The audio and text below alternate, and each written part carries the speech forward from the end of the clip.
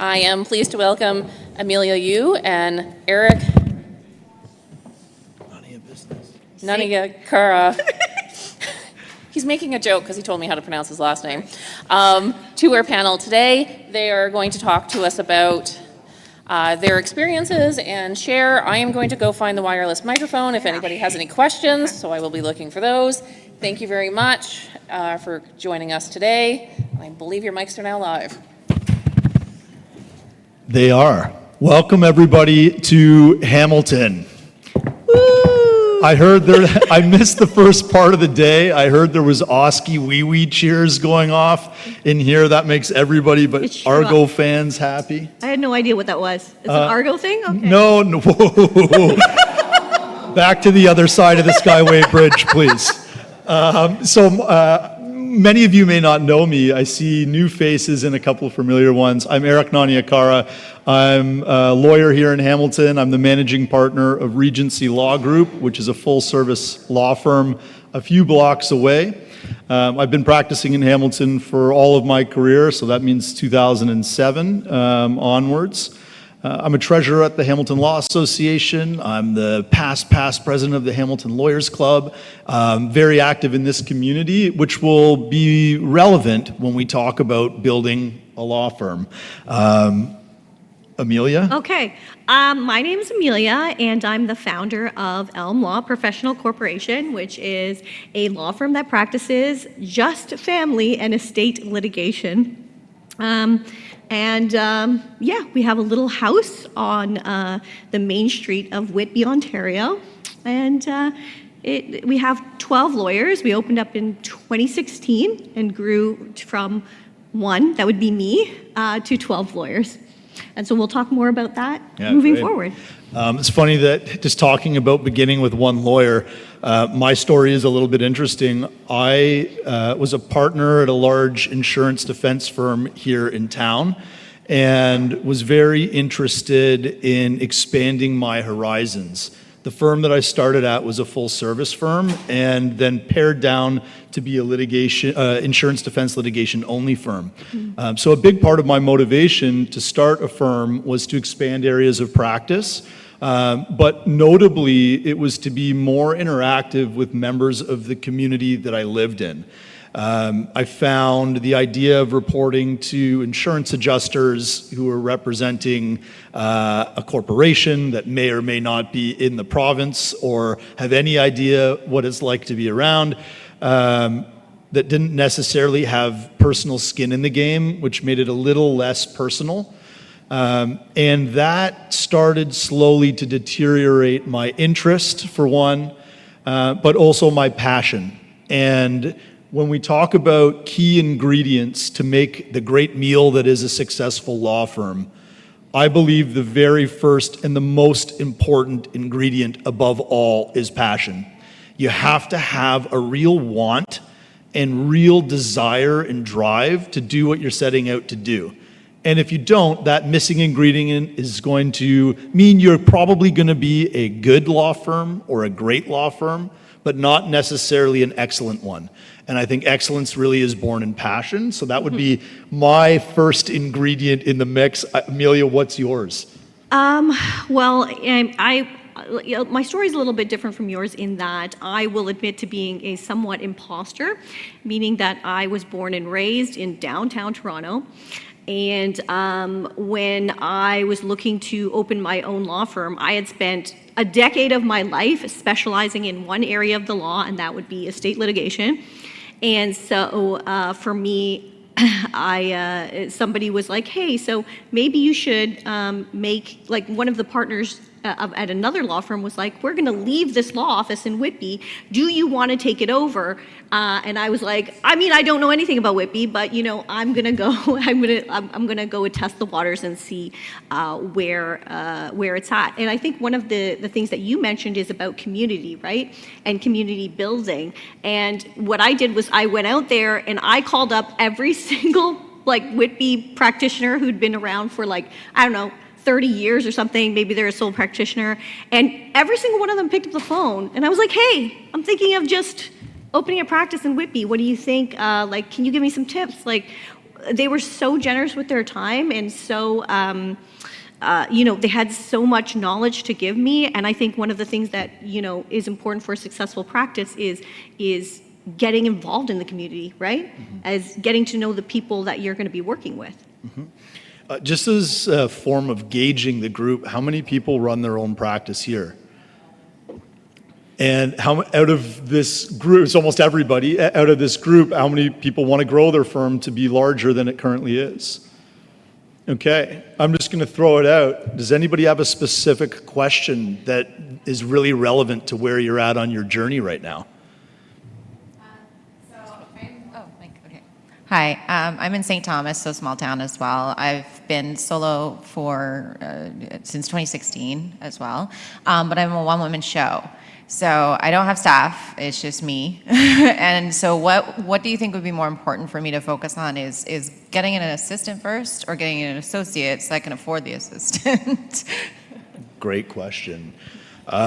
So when I started out, I was the senior guy that had a junior lawyer, and the plan was I'd do all the management and I'd find the clients and he'd do the work. So that's how we started off, dividing that labor, and we had one secretary. Quite sadly, my partner, 4 months in, was diagnosed with stage 4 cancer and almost immediately hospitalized for about 2 years. Not in the hospital for 2 years, but the whole stretch of his journey, about 2 years. So that meant then I was then there on my own, but I had marketed and advertised a full-service law firm, advertising all sorts of areas that I didn't have any expertise in. I thought what I had was a really smart junior who would never tire out figuring out these questions. So I found myself in a similar situation very quickly where I was alone. I did have one secretary, and I think that would be the route that I would go. Because one, just quite basic, they're cheaper. So if you find a cost-effective person that you trust, that buys into your ethos and what you're trying to present as a value add for your clients, then you have less work to do. You get to train that person up. One of the core fundamentals of Regency Law Group, our firm, is that there is no limit. And if you've ever practiced or known somebody who's practiced in an environment where their merit didn't dictate how far they went, where they were held back because of age, because of nepotism, because of whatever the factors, and we all sort of know what they are, whatever they might be, you know how frustrating that can be. And so our core philosophy is that the sky is the limit. We encourage assistants to become law clerks. We encourage law clerks to pursue law school if they want to. We encourage people to try new practice areas if they get bored or unhappy. And we're prepared to see through that journey. So I think when you take that philosophy for growth and you empower people, you could probably start with a very well-valued, hardworking, trainable assistant and then move from there. And I think I agree with that because when I started, it was me and the first hire I ever made was a law clerk to help me. And then a lawyer. So that was the order that I did for myself. And I think also we should talk a little bit about, because the difference between our two practices is you are you run a general practice, and mine is more specialized. So let's talk about the reason why you decided a little bit to do a more general practice in the community that you're in. Yeah, so I would describe it more as full service as opposed to general practice. Because, right, sorry. Well, no offense, and that's because the lawyers in the firm are practicing in very specific areas, as opposed to, in my view, a general practice would be somebody who's spreading practice areas. And I suppose, given my story, I was doing that at the very beginning. But similarly, our firms are about the same size, and overall we've got 30 or 35 people, and we started the same year. So we're very similar sizes, very different complexions of the firm. My approach there and our desire was to be able to service the community. And it was blue chip services for everybody, not just people in big office towers in Toronto that could afford it. And so in that regard, we wanted to be able to convey somebody's real estate. We wanted to be able to do their will. We wanted to incorporate their company or pass on their business to the next generation. It was more of a community, a well-rounded community. Like you approach. wanted people to say, this is my lawyer. Like, This is my law this is my firm. law These are our lawyers. Yeah. We're their trusted advisors, and that was it. It really based on building real relationships with the clients, an actual relationship where you care about them and you know about them, and when you do something for them and their life or their circumstances become better, your passion is invoked, and that was the idea for us. Okay, so for me, because I was a downtown Toronto kid, and as you know, in Toronto, everybody is a specialist of something. There's no, right? So I spent a decade just doing one thing the whole time. And when I went to go talk to those other people in the community, they were like, yeah, the general wisdom is that you open up a general practice. This way you can feed yourself because, you know, as you were doing, whoever walks in through the door and gives you a legal problem, if you can solve that thing, then you can make some money, within the bounds of what you're able to do. So I kind of compromised. I listened to all those people's feedback, and I was like, you know what? I'm gonna maybe find myself a family lawyer, but I'm still gonna do estate litigation because that's what I want to do, and that's what I'm passionate about. And we go back to passion again, right? That's what I'm passionate about, and I'd like to offer downtown Toronto level expertise in that area to the people of Durham, right? So it's kind of different, but it comes back to the same thing, right? Yeah, I agree. Yeah, I think we have something else to talk about too. Are there any other very specific questions? I'm sorry I don't know your name to recognize you, but maybe you can let us know what your name is. Hi, I'm Jess. I'm with the Sudbury District Law Association. I have a small family practice there, and I do a little bit of employment law as well. I have two questions, actually, if you guys don't mind or if time permits. The first is related to kind of branching off. I'm sorry, I don't know your name either. I'm sure you said it. Sarah, sorry, Sarah's question about who do you hire in what order. It's about remuneration and how, if you're comfortable sharing your structure, and I'm not asking for specific numbers or anything, but both with respect to your support staff and with respect to your lawyers, is there a preferred structure for you as you grew, whether it be fee splitting or whether it be salary with bonus? Of course, there's no fee splitting for the support staff, but bonus structures and things like that. If you could touch on a little bit from not the big firm perspective, how do you make those decisions, and is there a strategy involved in that kind of choice? Well, I already talked about in the previous presentation that the lawyers are on a fee split basis. So that means that if you're a junior lawyer and you're coming in like with 1 year under your belt or whatever, maybe you could expect to get a 33% cut of your billable hours, and that's on collected basis, not on, and that is because you are going to need mentorship. Somebody is going to have to take you under their wing and teach you everything there is to know about that area of practice. And so the outsized take is on behalf of the firm to pay for that mentorship that's required. All of our staff and our law clerks are on a salary, and the salary is fairly competitive in our area. We pay our law clerks quite well. In fact, we have a lot of junior lawyers, so because of that, we actively seek out more senior law clerks because those are the type of people that will be able to help in the mentorship of these younger lawyers. And as you get better at your job, your percentage goes up, our take gets lower. Yeah. In terms of staff, we're similar. We try and have above market average wages, and we spend a lot of time thinking about life enjoyment and what it's like to enjoy the workplace. So, 2 years ago, we moved into a bank building and renovated it extensively. We're really excited. It's our own home, and we're really pumped about it. But what we chose to do is we took 2,500 square feet, the entire lower level, and we made it a lawyers and staff only space with a kitchen that would makes me jealous when I go home and think about it, Nice. and huge lounge and exercise equipment. Everybody has their cool, own yeah. individual lockers. And the idea was that this is a client-free space. This is for the family that is our law firm. And we have parties down there. People come in and, we have potlucks. People, I think you guys also make a lot of food at your firm. Yeah. And so that aspect of enjoyment and fulfillment and looking at the entire package of a working experience is a big part of what we do, which is a more human approach. And then we try and give a great salary. On the lawyer's side of things, we're a little bit different. Yes, we do a similar what you collect, a percentage of at a certain point. But really our philosophy is to choose people. We pick people, just like we are looking to have relationships with clients. We're really looking to have real relationships with the people that we work with. It feeds the purpose and the passion part of our existence. And so in that regard, we choose an individual based on their commitment and how well they are going to fit in and how much positive energy they produce. And then we pay them and prepare to lose. And we typically do that for about 2 years. We're prepared to lose money for 2 years. And our view is that, and we give a market rate salary. So it's an investment and it doesn't always pan out. Lots of times it doesn't.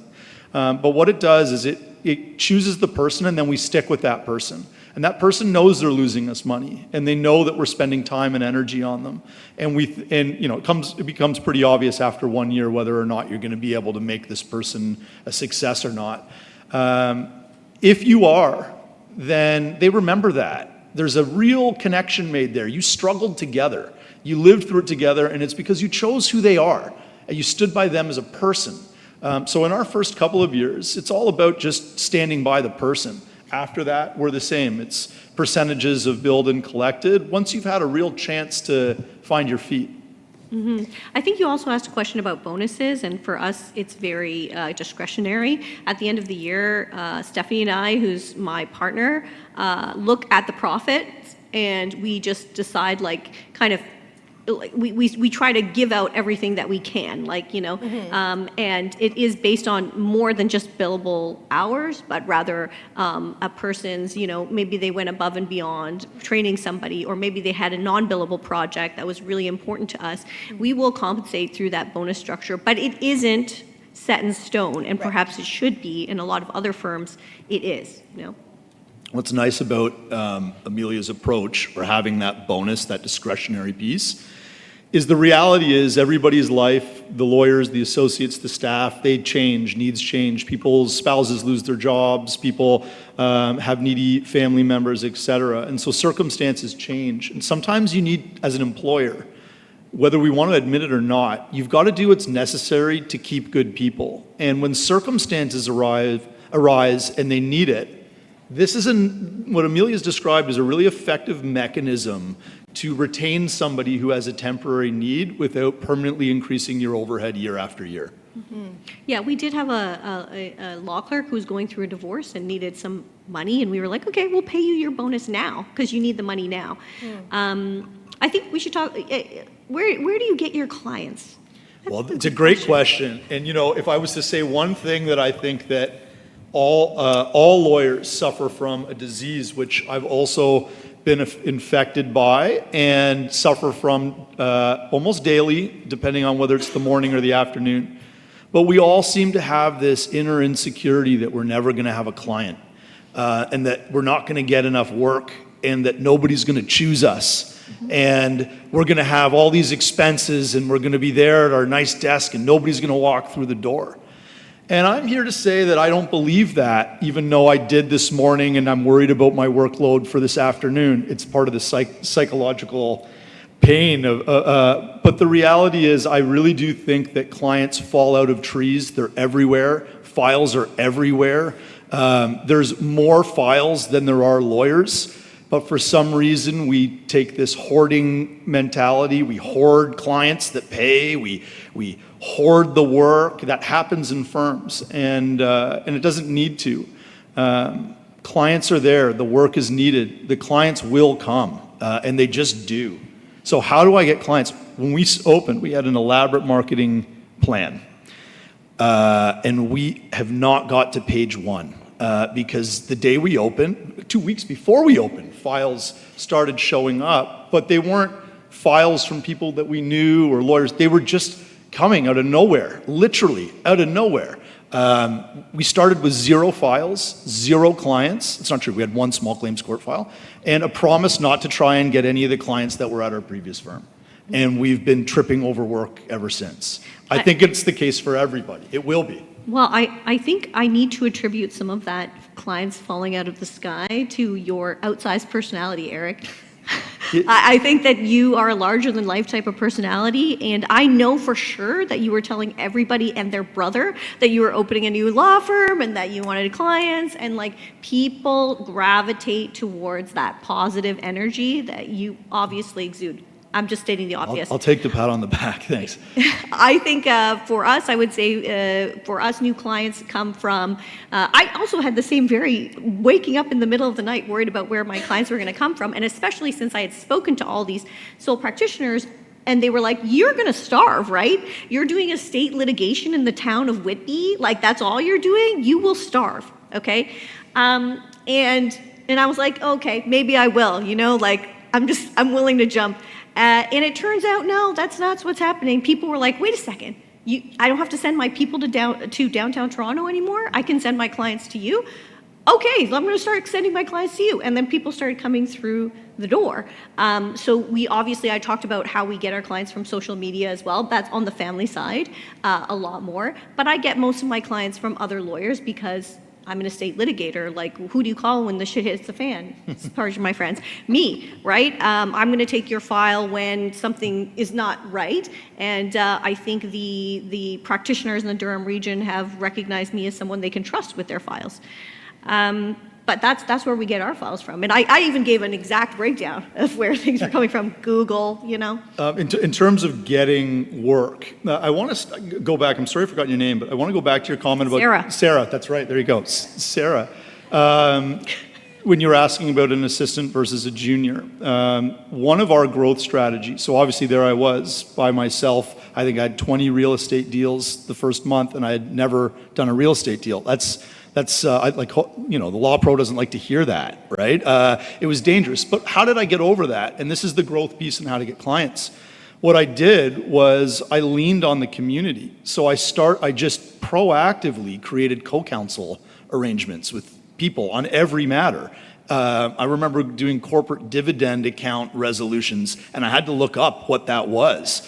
But the 25-year solicitor that came and sat in my office for 2 hours and talked me through it while he typed it out and ghost wrote it for me to satisfy the client and explained it was grateful because I paid him. But he was also grateful because it created a relationship, and litigation started coming from that lawyer and other lawyers. And so what you're really doing there is you're getting a low valued or a low cost assistant who's going to help keep things moving and do easy things. And then when you need real help and you don't have it, make a partnership and then cultivate that partnership into a referral source. Does anyone else?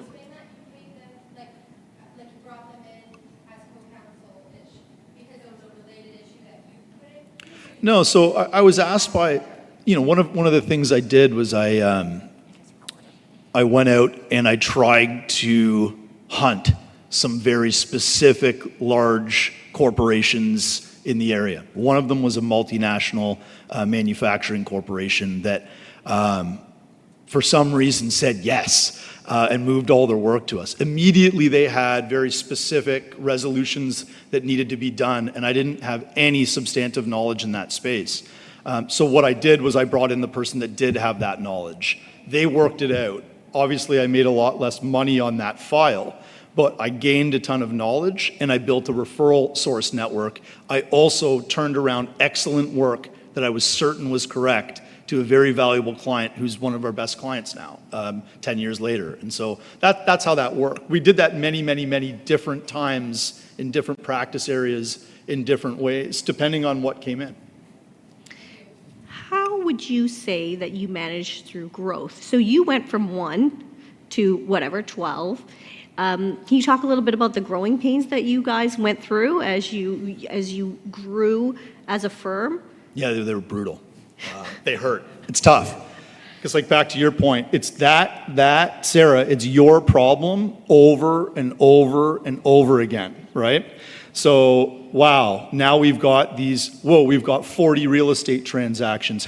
This month, how are we gonna do that with one law clerk? Oh my God, getting a real estate clerk is like trying to win American Idol. It's pretty hard.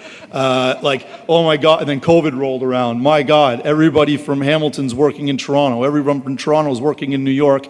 How do we get somebody? This is like, that's the pain. And so we did all sorts of cockamamie ideas to try and not balloon our overhead, but get the work. Hey, you're interested in family law, but you also know how to do personal injury. You'd be the perfect person to double end. Like we did those things. At the end of the day, well, not at the end of the day, 10 years in, I believe that you always have to say yes to excellence. When excellence arrives and when you see excellence in a staff member or an associate, you've got to keep them, you've got to figure out how to pay them, and you've got to find a spot for them, because if you're growing, if you have a growth set mentality, and if you're moving in that direction, it will work. The clients will fall out of the tree, and that person will then enhance the profile and quality of your law firm.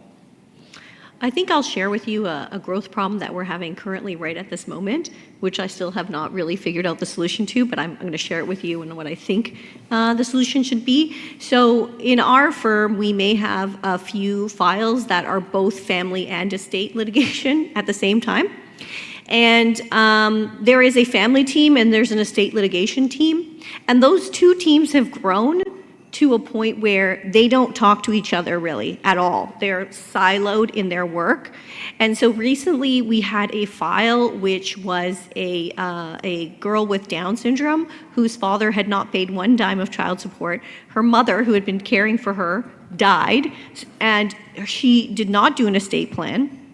And the money went to husband, who obviously was holding all the money.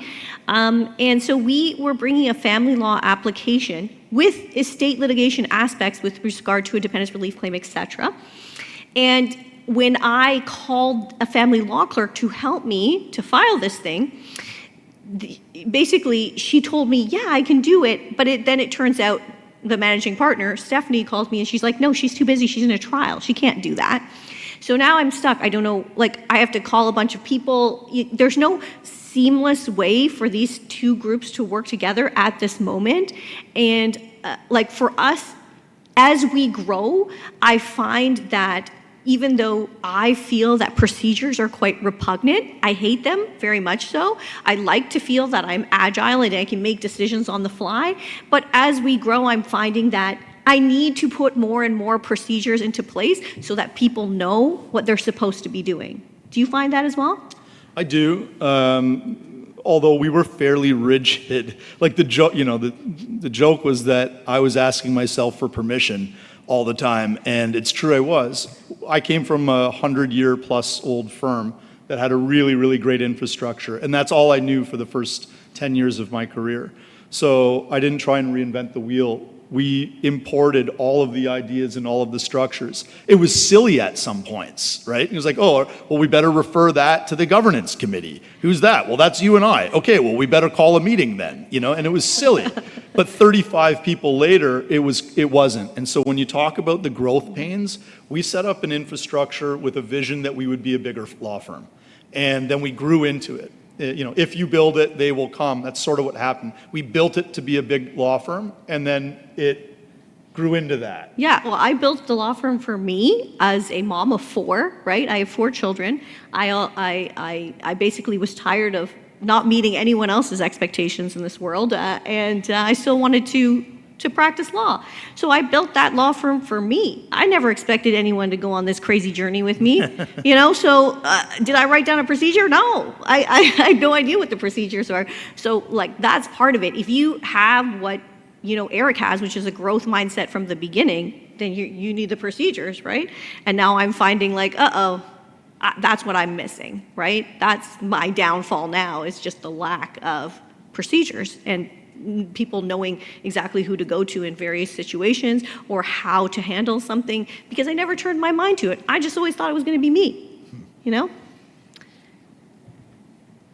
Who else is out there that's wondering something? Just out of curiosity, how many litigators are there in the room? Okay, and then I'm guessing that's close to the majority, I think. Yeah. Right? Yeah, and I think a litigation practice too is like it's so demanding on your emotional, ability to handle emotional tasks. I mean, like I have in my office, I have a green couch in there, which I call the crying couch.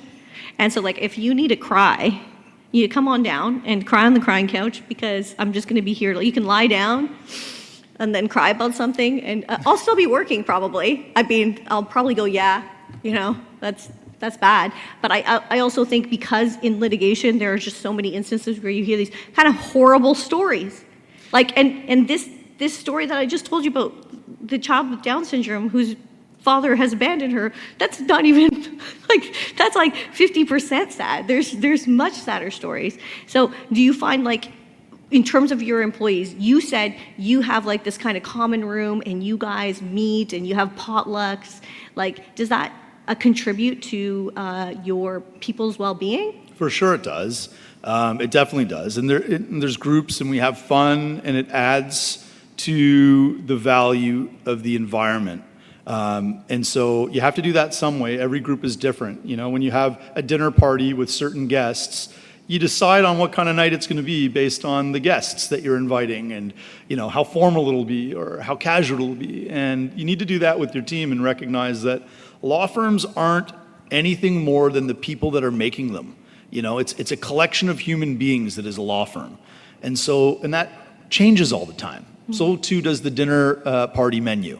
So you have to figure it out and be nimble and listen. I do want to say one thing. We might be getting near time, I'm not sure, but there was a lot of litigators, and growing a litigation practice got different challenges than growing a solicitor-based practice.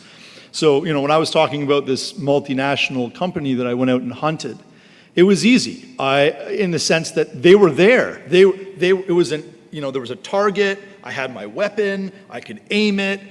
Now I've closed the deal. But how do you go out and find people that are about to get into a lawsuit? It's a very, very difficult thing to hunt. You have to do it in indirect ways, right? You need to be in the periphery. And so part of what I did to grow the litigation aspect of our firm was being prepared, and this is relevant for regional law firms, being prepared to do what nobody else is prepared to do. That means the really hard trial that somebody's quietly having a nervous breakdown about but not admitting it to all their colleagues. The thing that's getting in the way of somebody's children's graduation and they don't know how to manage it.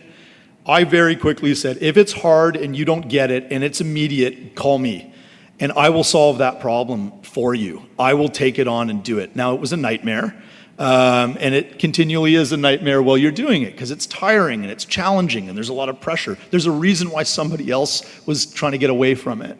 But when you're trying to grow a litigation practice, if you then start becoming the person in your region or your town or your collection of towns that make up your core network, your catchment basin, if you're the person that people think, hey, I'm screwed, but I can call Eric and he'll take it. Then all of a sudden, people start calling you with litigation, right? It's one step removed from the target and the harpoon and hunting, but it's similar. You're out to be hunted in that scenario, right? You're showing your peacock feathers and hoping that you're chosen. And it works because if you've ever been there and you've got something and it's in your calendar and you really can't do it, or you don't want to do it, or it's gotten out of your control, you need to tap out. And that's a great opportunity to grow a litigation practice. We're at time? We're at time. Okay. And on that note, I would like to thank Eric and Amelia for coming to share with us today their wonderful insights from growing their firm from them, or them and their partner, to these wonderful dynamic firms that we now have. As we all know, growing practices is not easy, and there were some wonderful insights that shared with us. So thank you for joining us here today.